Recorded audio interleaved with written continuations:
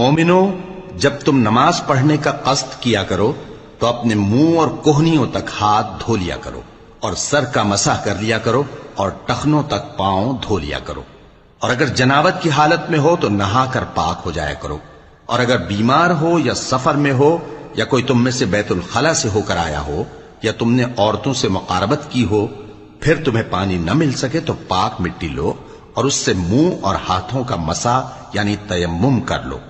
اللہ تم پر کسی طرح کی تنگی نہیں کرنا چاہتا، بلکہ یہ چاہتا ہے کہ تمہیں پاک کرے اور اپنی نعمتیں تم پر پوری کرے تاکہ تم شکر کرو۔